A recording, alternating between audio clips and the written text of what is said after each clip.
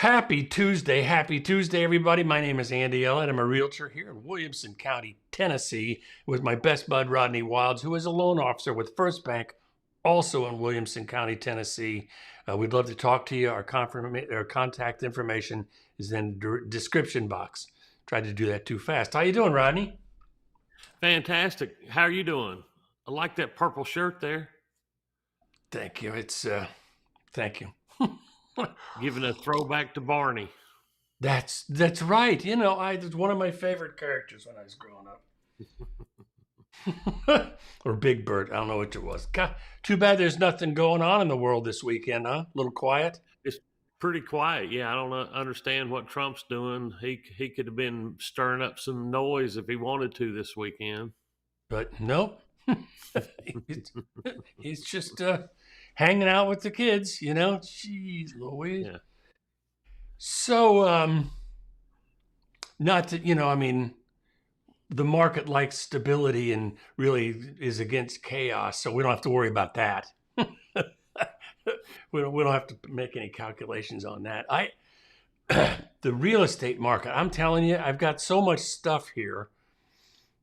Don't let me steamroll you. Like sometimes I get a little chatty and I know to shut up sometimes. But today, the topic today is, why does it seem like things are so stuck? And I'm going to show you something right off the bat. This is just some raw kind of numbers before we get too much started here. Here's the first one. This is the total housing inventory. This has gone up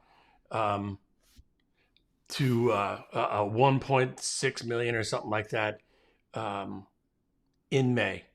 Now, no, that's unusual because May is our hottest time when we're selling. Let me show you something. This is the one that's freaking me out. That's not true. It's not freaking me out, but it's unusual.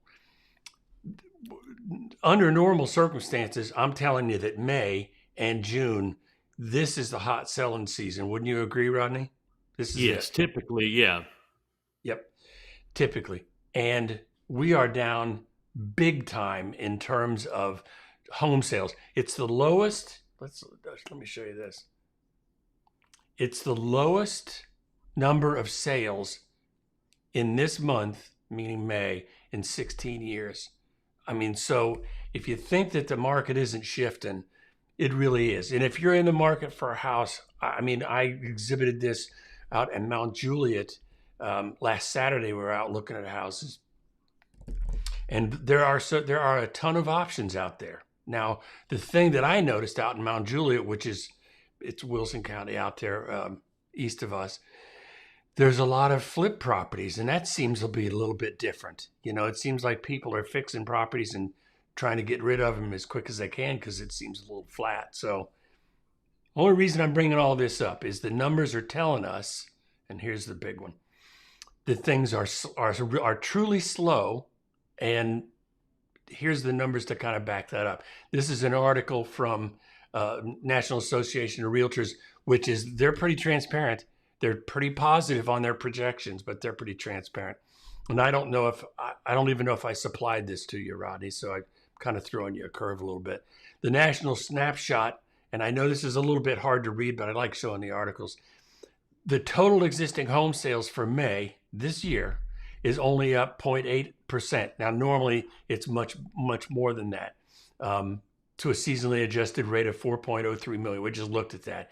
It's a 0.7 decrease year over year. Sales declined 7%, down from 4.06 in 24. So we're slowing down in the hot season. The inventory in May, 1.54 million units, up 6.2% from April and 20.3% from May of 2024. When there's inventory adding, it isn't necessarily because more people are trying to sell their homes. It's sometimes because the houses that are on the market aren't selling. Does that make sense, Rodney? Yes, they're staying on the market longer, yes, versus new ones coming and being sold, you know. Yeah, days on market is a little bit longer. 4 to 6 months, it's 4.6 months supply of unsold inventory, up 4.4.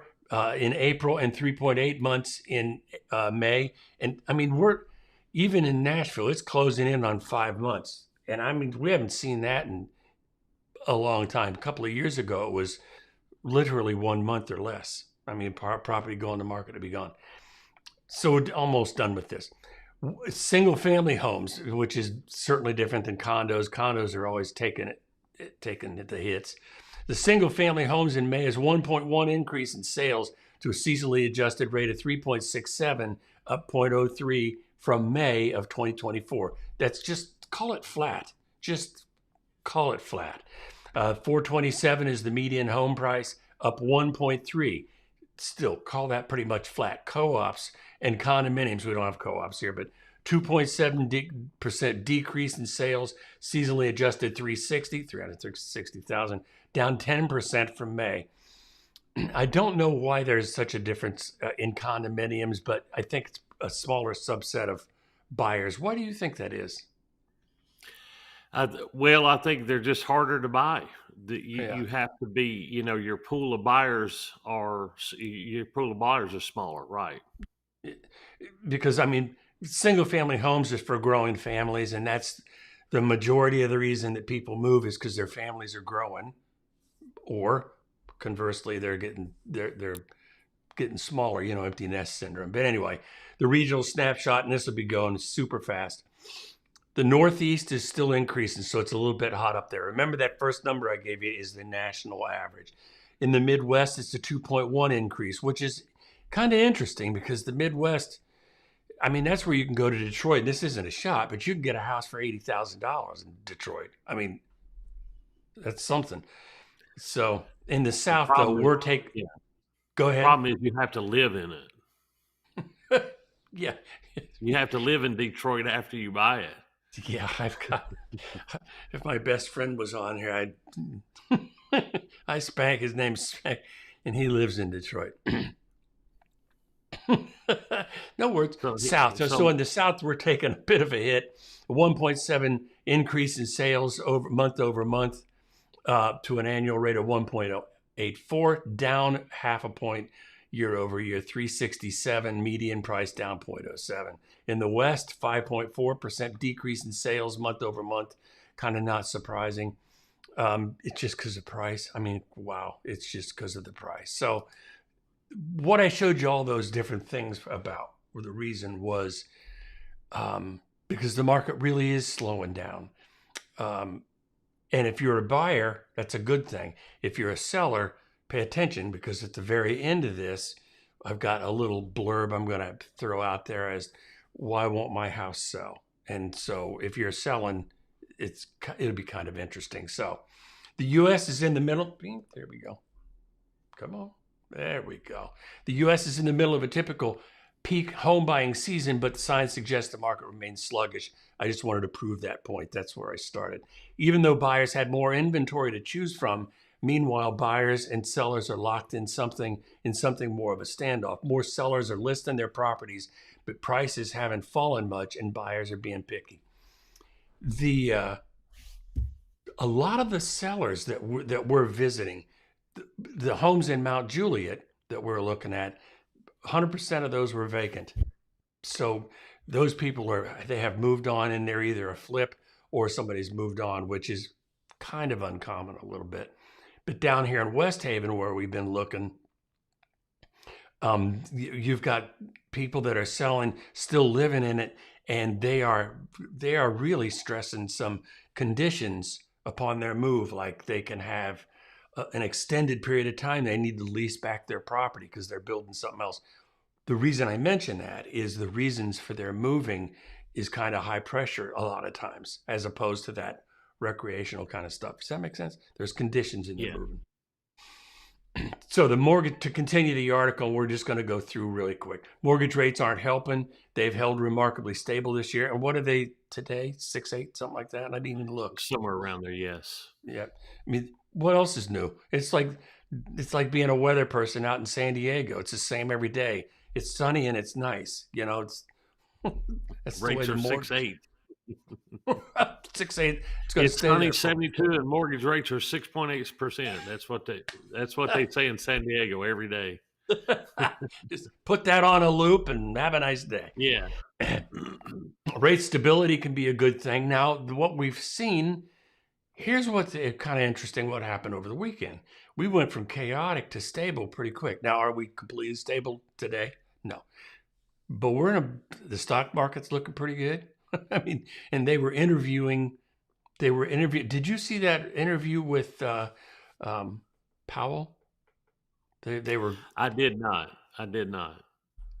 Pretty interesting. The question they had was he said, "What is the most important part of your job?" And of course, Jerome Powell, he's analytical. He gave 3 options, and a guy goes, "No, just give me one answer." And the one answer was stability. And we've been preaching that for as long as we've been doing this show. And it's nice to know that we read that right, Many would-be buyers were fine. Go, sorry. You can't be, you call it stable when it's at the very height of where it's landed. Like, let's say I've always thought 7% was our max rate, because when people get over 7% of these mortgages, people start buying these 30-year fixed at 7%, and it's a great investment tool, right? 7 years to pay out like that.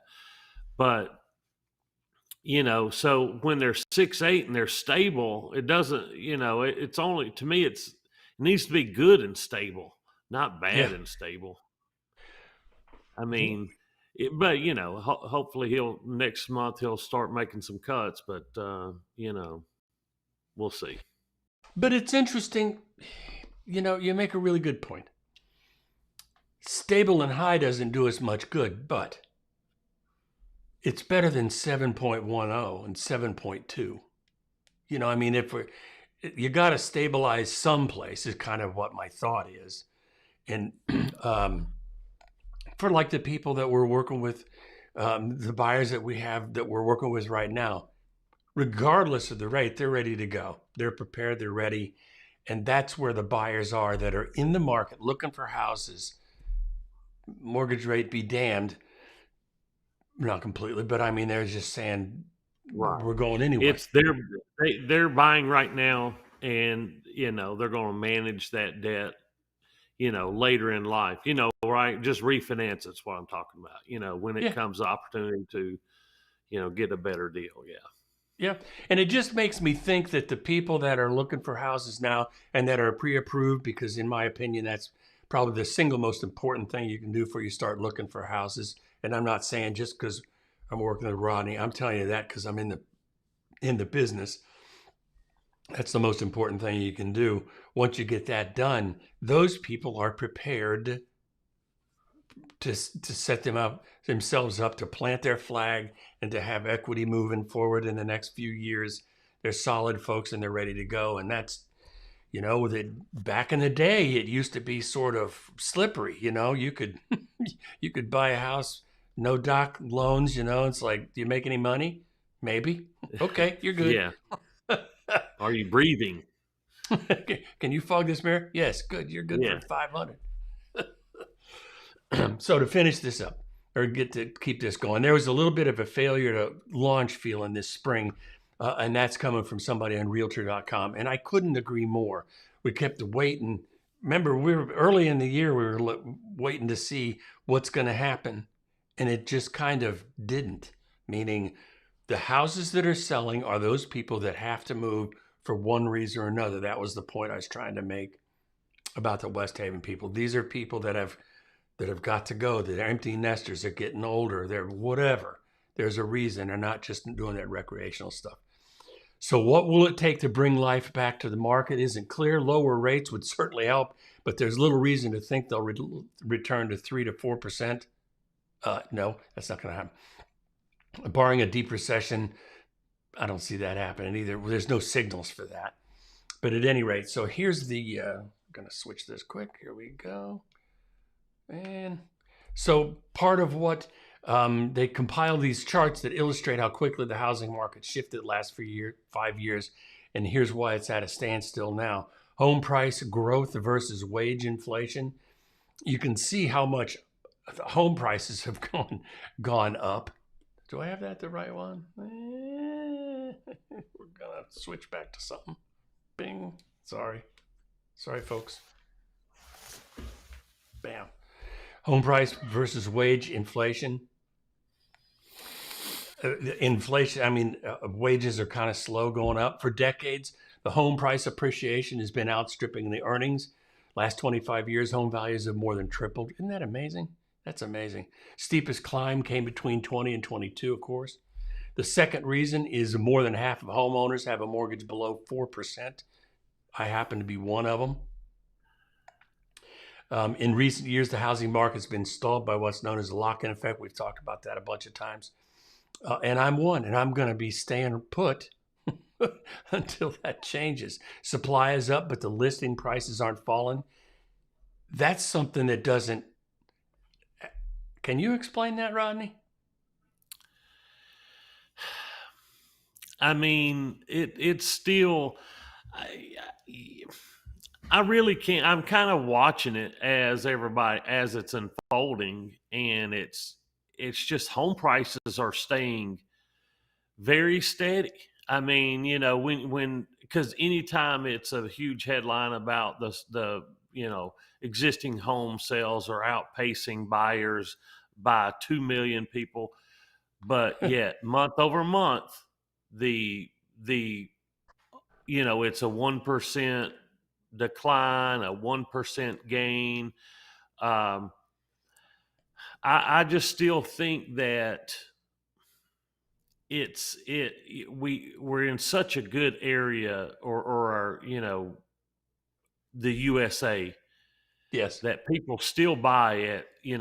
There's still a lot of movement that has to be moved. Houses still move, and rates are under, or at 7%, which is, not terrible, but they definitely, it hurts millions of people with the affordability issue when they're at this high. So I really don't have an explanation for it, but I'm not surprised to see home prices stay fairly flat or steady, however you want it, whether you call it a 1% decline, 2% decline, 2% increase.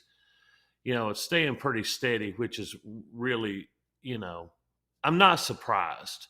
Yep. Because they've just been going up. They've just been in such a demand. It's not going to flip on a drop of a hat like this. It's not, and I think that the lesson we keep learning over and over and over again in real estate, and I don't know that it's a lesson. I think it's just the nature of the beast. Is that, for example, here's my theory on why prices have held steady.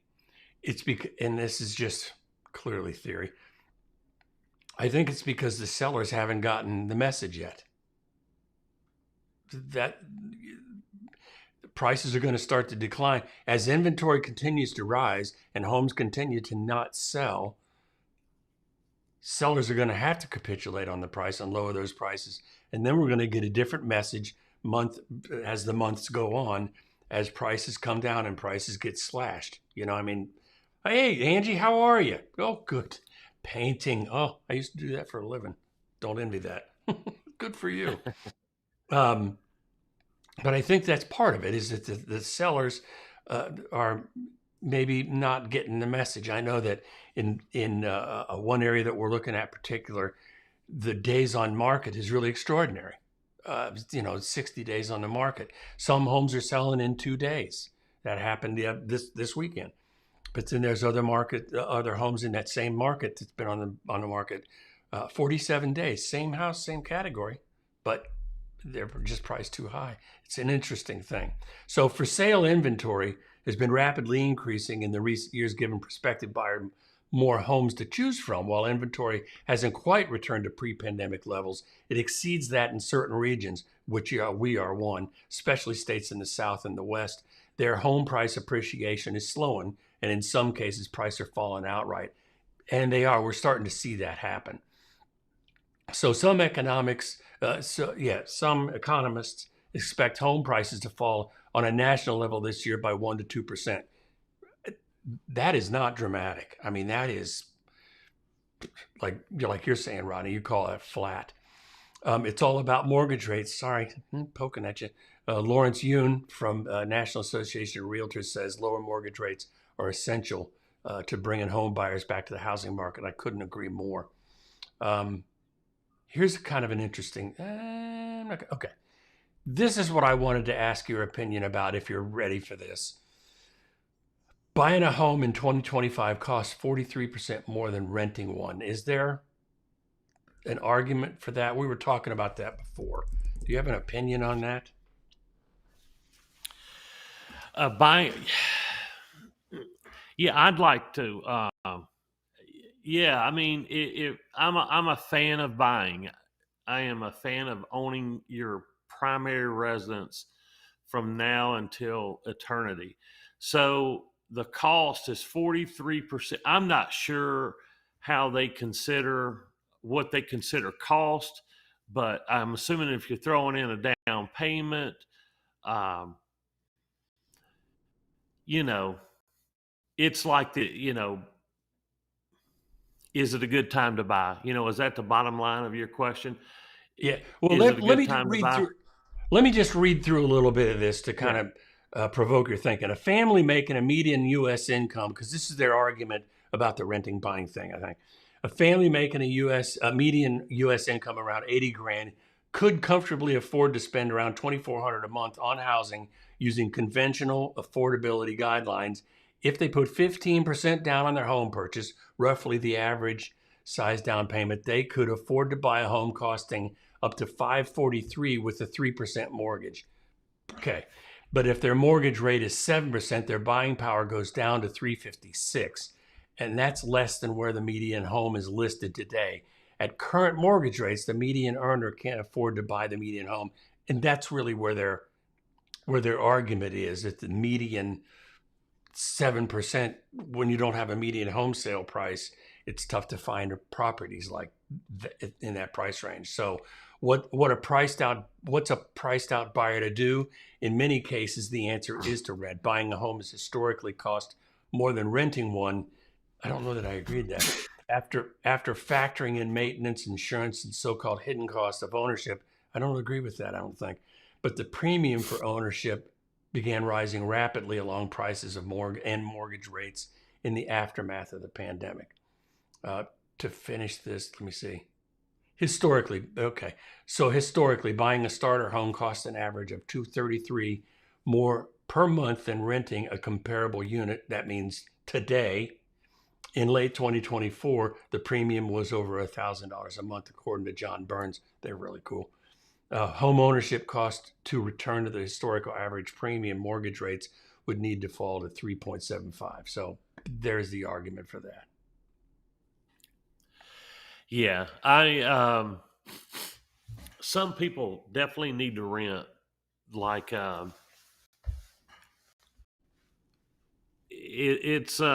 this is just always I feel crazy for always giving the same answer, but it's still flat right now. And in my opinion, if you don't want to pay, if that house was 400,000, if you don't want to pay, 408 for it in a year or two, you better buy it when you can.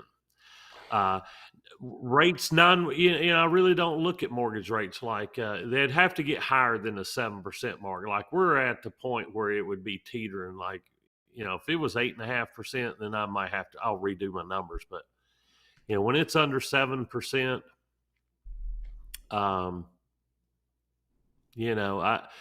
I don't see it. I don't see a reason. I'd see the value to buy versus, even though it costs more to buy right now than what they're saying. But that's really kind of the way they figured their numbers. There is always kind of a little bit different. But And I think, and I'm sorry if I caught you off guard there. I apologize about that, Rodney. But I think this one paragraph is I think that they're incorrect about this, and I'm going to read it again. Buying a home has historically cost more than renting after factoring in maintenance, insurance, and other so-called hidden costs of ownership but the premium for ownership began rising, blah, blah, blah.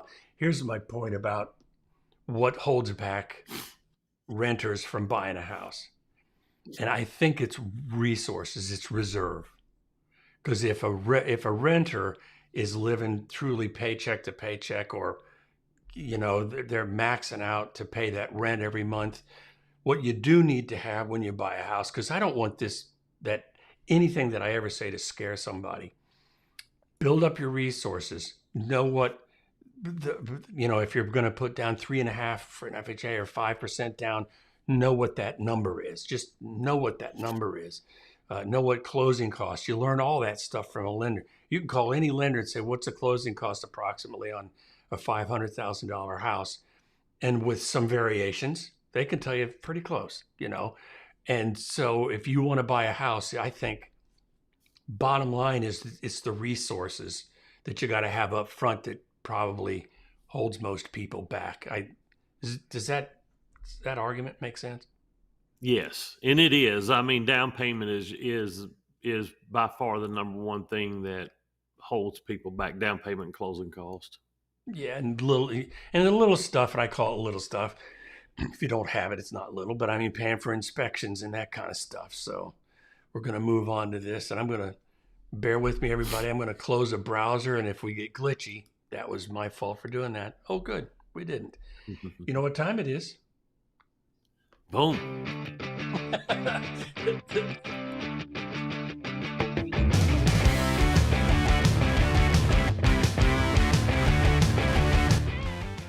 Here we go. All right. Here we go. Today's article is about why do different lenders have different closing timelines. A Reddit user asked, can someone explain this to me? Is there a catch with longer closing timelines? I have one lender promising to close in 10 to 15 days, while another says it has to be within a 21-day time frame. Thank you in advance. All right. Closing timeframes. That's a good. I thought that was a good topic to discuss today, because you have multiple. First off, let me tell you about this. You have multiple closing timelines that come into play here. With our disclosure laws, the first thing that we have to have is that you must, when we do a QM loan, you must have your initial loan disclosures for 7 days. Meaning, so as soon as you apply, let's say you come in today, I deliver your loan disclosures to you. You have to have those for 7 days. So the earliest you could close, say if you come in on a Monday, we give you the disclosures, you have your contract, everything. You give you the disclosures that day, you could close Tuesday the 8th, or 8 days later, basically. So one, you have to have the disclosures for 7 days. The second thing is you have to have your closing disclosure for the final details. So you get your initial loan disclosures on day one, but saying somewhere in between this time, you can 3 days before closing, you have to also get your closing disclosure. So that's part of the timing when you're within the 8 days. So if you're closing on Friday, you'd have to get your closing disclosures on that Tuesday in order to close your loan. And then you have another appraisal deadline as well, is that you have a form where you can choose to either have your appraisal in your hand 3 days before closing, or you can waive your 3-day right to having your appraisal 3 days before closing. So if you came in and you had a contract to close with your property, and it was in 8 days, as a loan officer, I'd say, hey, we may not get our appraisal in time for you to have it 3 days. Are you willing to, review your appraisal within a few days within closing and get them to sign that disclosure there? So with that in mind, those are to me are the dates that control the timelines. That is the most important thing that drives all. That's our disclosures. It's so that's our law, what we have to operate by. So as a lender, what I tell people is that's decided between the closing date is decided between you and the seller. It's my job to make that date happen. I don't go out and advertise I close them in 8 days. I don't go out and advertise them I close them in 10 days. But if we had to, that's what we would have to do to get one closed. But ours is, that's how we do it. Is that we just say, hey, we work with the real estate community, the seller and the buyer come up with that date, and it's our job to meet the date. Now, however, we see most contracts are renting within a 3 to 4 week time frame. I think our average closing time is within 24 days, I think, something like that on all loans. So that being said, let's jump into the comments. That's my reality check there with the closing date, and the reason that people could have difference is a bunch of different reasons, obviously. And the comments will catch most of them, but it's mostly about staffing, internal policy and procedure. But everybody has the same disclosure laws that they have to abide by right there. The first comment here says, no catch, some lenders need more time. That's pretty simple. Here's another, drunken oracle. The name sometimes gives you a little insight onto their response as well. So also keep in mind that what they're telling you and what actually happens can be two different things. First lender may be blowing smoke to sell themselves to you, while second lender is giving you a realistic timeline. That definitely could be true, but there are people that can close them really fast, and there's lenders that close them that takes longer to close. And here's Cheetah 7985. Don't believe a lender's claim in how fast they can close you unless two things are true. One, they already have your application and everything they need. Even then, you need number two. And here's their number two. A guarantee they'll reimburse you in some manner when they fail to close you in that time frame. Okay. That usually don't happen. And honestly, that looks like a big red flag to me with with compliance issues. If you end up getting money from a lender in that manner, it's just that's not a good thing at all. I haven't seen a guarantee like that. Lenders don't control everything.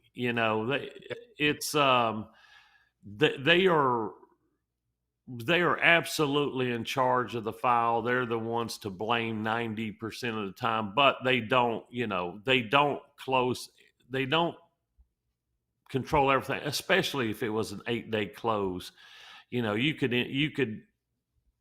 could run into an 8-day close with a veteran, a VA loan, and that appraiser takes, I think they have like 4 or 5 days to get to the property, and then another 2 to 3 weeks to turn it in. So you could get stuck in things like that. But for the most part,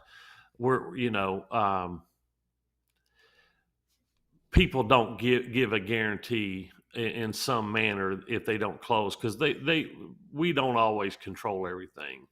They'll close you as fast as they can. Some lenders can close loans in 7 days. The fastest legal timing due to disclosure rules, actually, it would be 8 days, but most lenders are going to close most loans in around 30 days. But again, it's more about the transaction. For us, it's more about when the date is given to us. It's like lenders don't decide on closing dates, Here's home loans made awesome. It just so this is a mortgage person. It just depends on staffing levels. That's definitely true, and their internal procedures. True, there are a multitude of steps and verifications and CYAs during the entire process. One hitch, such an appraiser suddenly not being responsive can throw timelines off. We personally commit to 21-day closings. We can technically do them faster, but that can bring a lot of stress, and I want my clients to have a great experience. That's such a great point. When we are asked to do a really quick closing, I think that's one of the things that is important, that you always make sure your client knows that, hey, I might be asking you something within a day or so of closing, because normally we would like the customer to go through the process in the last several days of that transaction, just be quiet, and then be excited about moving. But when you push it up to 7 days, we're working up until the minute that things close. So we'd probably be asking for documents a lot closer to closing. When it came back from underwriting, if there's a condition that we didn't see, or one of our papers created a new condition, or whatever it is. So, but I think that's doing one in 7 days can create some stress, especially if you don't talk about it up front and give everybody a good idea of what's happening. Like, hey, we're all going to be working together at last minute here, so let's Cybet Lutza or something. I don't know what that one is. Different lenders have different closing costs and profit margins, as well as different system setups. Some use more technology to speed things up. Blah, blah, blah. Others still old school human touch on everything, but might be better priced. Not always are, just some are dinosaurs. Mortgage brokers have more flexibility because they can choose the lender to send the file to, depending on whether the price or speed are a priority. Retail is pretty much stuck with whatever process they have in place. I don't necessarily see, this is, I guess I'd be considered a mortgage banker or a mortgage servicer. We do both. We service some, and sell some, but we control our process. This is the difference between mortgage brokers and bankers. Like, mortgage bankers control their process, meaning I have all the processors, underwriters, everything in house. It doesn't go anywhere. Mortgage brokers, like he says, they can choose the lender to send the file to. To me, he's backwards. When you send that file out, you no longer have control nor the time frame of it. Yeah, that you can send it to somebody that may have good time frames at that time, but next week, or as soon as rates drop, they're liable to be swamped. This is our company. They take care of our loan officers, my loan officer. So I believe that I have more control and can do it as fast as anybody on the face of the planet. So, I don't think mortgage brokers have an advantage. Let's see here.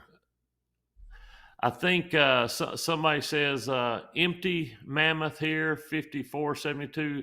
Turn times are 90% staffing related. The less people they have on payroll, the more files each person needs to work. So when a fast lender might have a processor working 20 files a month, a slower lender might have someone in the same role working 60 files. And then you get to underwriting, which is already natural bottleneck in the process. So the more files an underwriting needs to review, the longer their turn times are going to take. That could be accurate. That's really, we don't have a natural bottleneck, or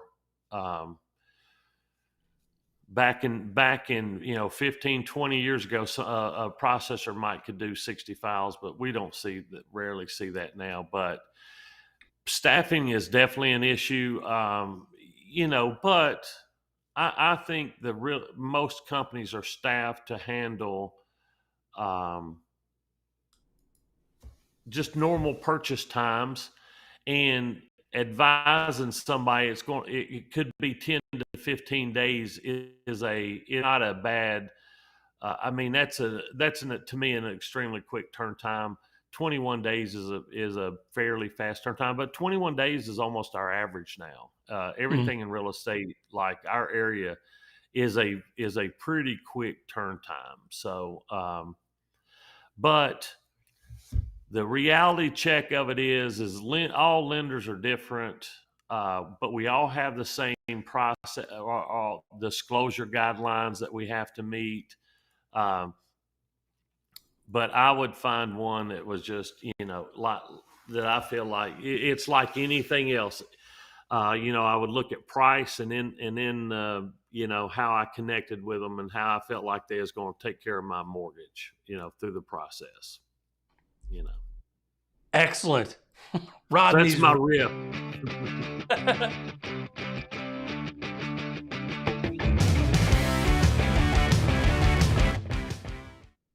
That's good stuff. Over the years, I got a couple of stories about closing times. One of the things, a really good lender, when you're an agent, they're everything. When you've got a good lender and a good title company, your life can be fairly reasonably smooth as an agent. It doesn't smooth out everything. But the really good ones, they never tell you about the bumps and bruises they're taking behind the scenes. And over the years, we've been doing this, 20 years, and Rodney and I have been working together 15 anyway. In the past, if there was a file that kind of lagged and we were pushing up against it, which, by the way, I'm going to make a claim here for anybody that's listening, Rodney, whoever, throughout the years, he still has a 100% close rate on time. So that actually that's a true number. I think there's one time it didn't, but that's the reason for the story. When we got done with the one file that pushed a little bit late, and it was quite a while ago, only then did the processor, Rodney's guy, tell me if we could have got the documentation from the buyer, we would have been on time. Because a lot of times, the buyer starts blaming the lender, and the lender's been begging for a particular document to push things forward. And we're not laying blame, but getting around to sending a document is different than getting it out right away. And so if they ask you for something, send it. Yeah, it's definitely that, Andy. We got to be experts at getting documents because we know it's going to cause a delay. Like if we don't get it, like when we're telling somebody, it's but it's not. This ain't McDonald's either. It's like, hey, if you don't give me that, you're not going to get your cherry pie here. You know what I'm saying? So it's one of those things. It's some customers are perfect. Some are difficult to get documents from, but it's that we just have to be experts in our business, in our field, to get the documents, because we know we're going to have it. One of the things that I've been doing this long enough, I learned this a long time ago, and I don't know that the buyers that I've worked with over the years actually do it, but it does give them a heads up. Here's what I tell them when we get ready to submit a contract. I said, it's going to be crazy for a little while. It's going to be a lot of back and forth, and then it's going to go quiet. It's just kind of the way that goes. But here's what I want you to do, Mr. or Mrs. Buyer. I want you to create a folder someplace where it's easily found. And every time you send a document to your lender, stash a copy in that folder. I don't care what it is. It's just a copy, costs you nothing. Just send it in there. Because what will happen is as it goes through the process, a lot of times a processor or an underwriter or something will ask for a document they're sure that they've sent out. Yes. And I said, if you just save that in the file, if you did send it out, shut up about it and send them the file, because they're giving you $500,000. Be nice, but just save it in that file. And that has minimized stress. I can't tell you the number of people who go, that was really a good idea. So Nice. I always liked that one. All right, just a couple of things to finish up here. I just thought that this was, let me check something here. Good. We're talking about inventory and how it's growing kind of, it's slower than it used to be, but it's growing and nothing's selling. Here's one aspect of inventory I thought was kind of interesting. And that was because it's categorically me. It says 1 in 3 baby boomers say they'll never sell their home. I could very well fall into that category. An additional 30% of baby boomers who own their home say they'll hold on to it for at least a decade. 1/3 of baby boomers who own their home say they'll never sell, according to a recent Redfin commission survey. Again, Redfin, big fan. Another 30% said they'll sell their home at some point, but not within the next decade. Older people are even less likely, with nearly half, 44% of silent generation members never planning to sell, which I think isn't that like World War II? That's getting up there. Younger homeowners are more likely to eventually part ways with their house. 25% of Gen Xers and 21% of millennial Gen Xers. I thought this was funny. They say they'll never sell. They're 35. Yeah. They're gonna sell. I'm just telling you. The survey findings in this report are from a Redfin commission survey conducted by Ipsos in May of 2025, and this is a pretty good odds. It was 4,000 U.S. residents, which that's a good sampling. And this report focuses on homeowners who answered a question about when they are likely to sell their home. 170 from the silent generation, 718 baby boomers, 434 Gen X, 382 millennials, and the second section of the report focuses blah, blah, blah, blah. Here's 30% of saying they stay put because their home is paid off. But and you can barely see this. Let me blow this up.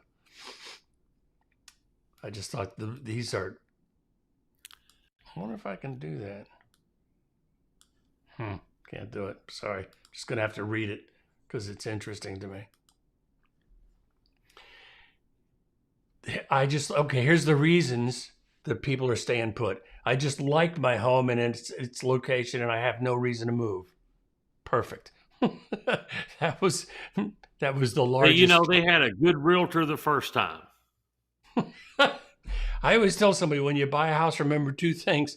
You gotta, if you're going to sell, make sure it's easy to sell. So don't buy next to a problem.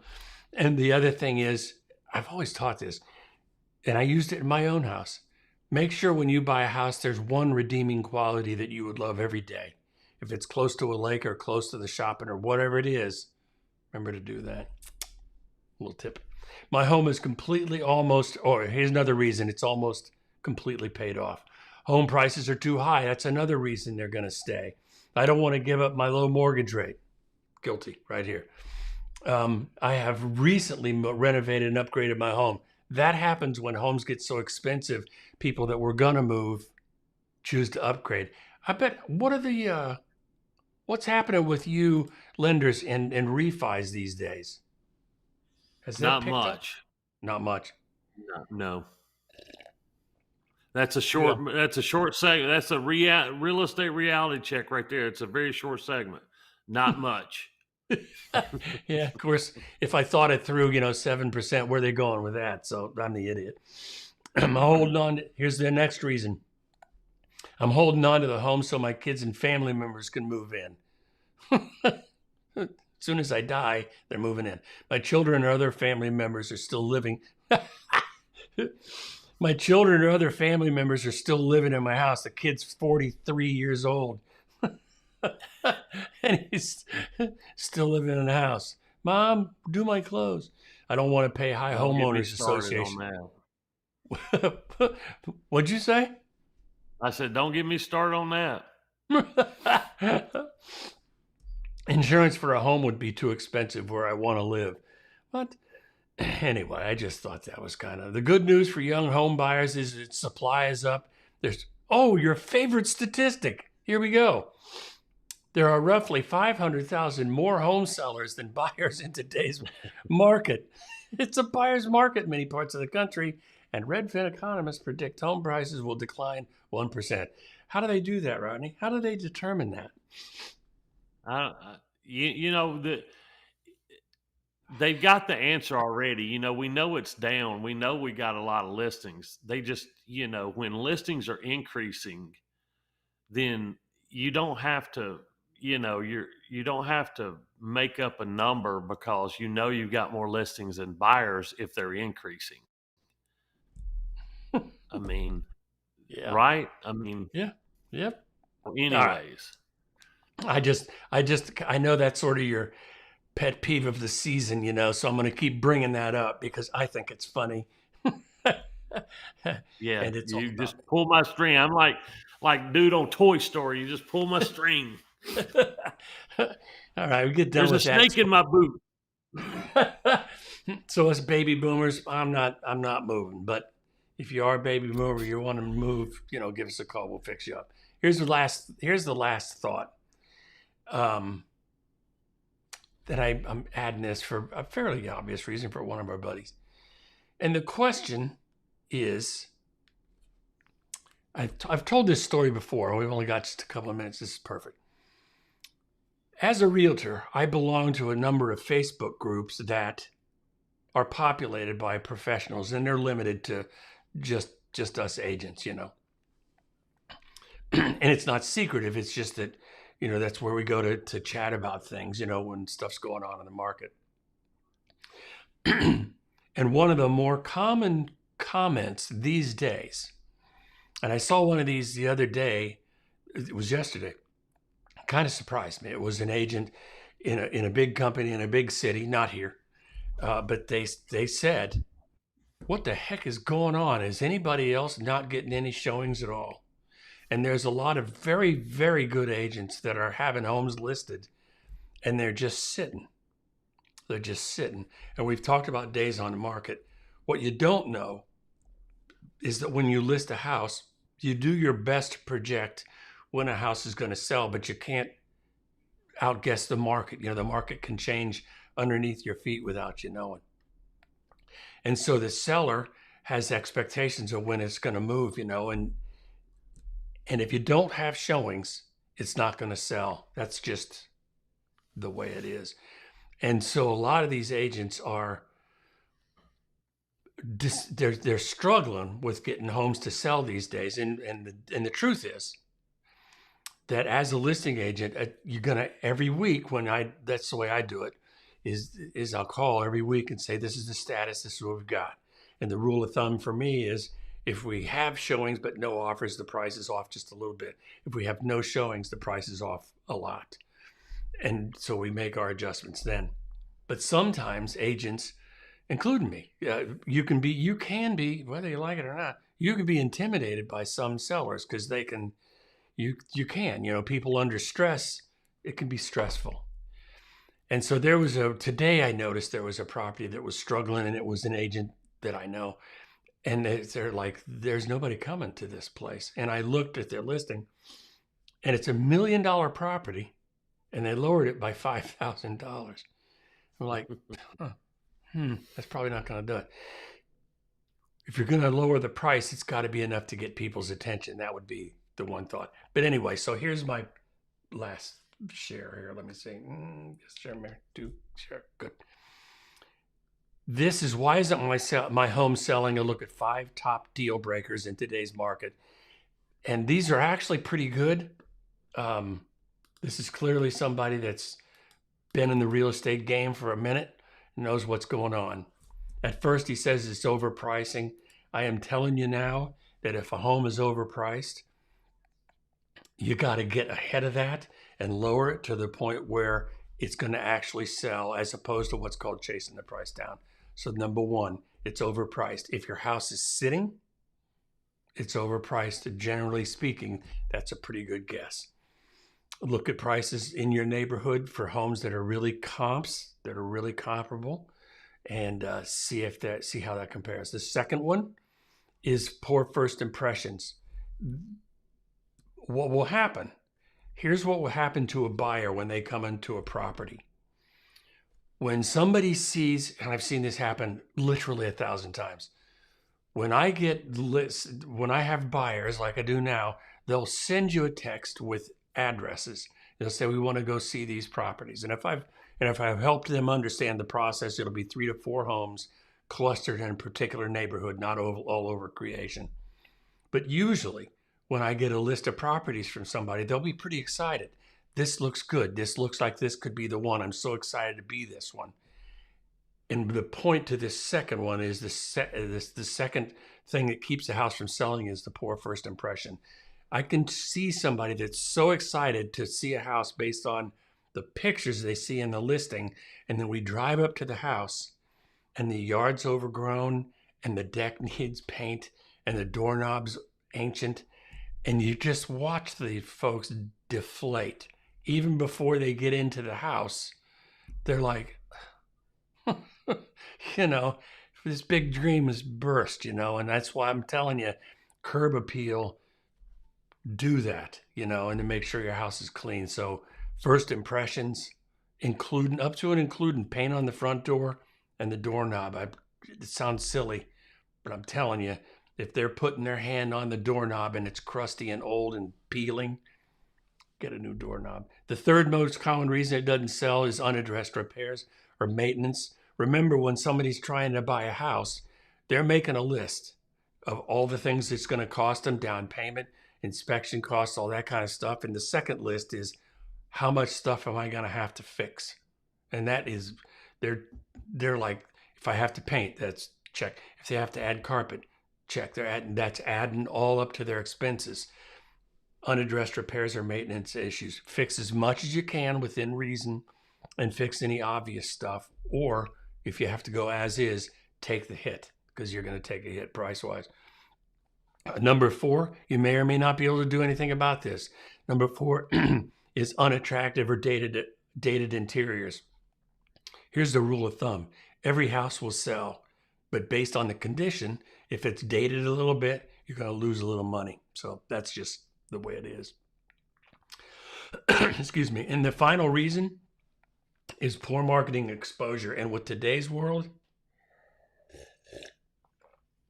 excuse me, there is really no such thing as poor marketing, because you got Zillow and Redfin and RealTrax and geez Louise.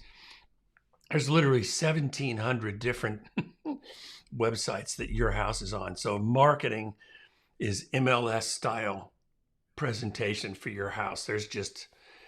It's almost impossible to not be marketed well if you're included on the MLS.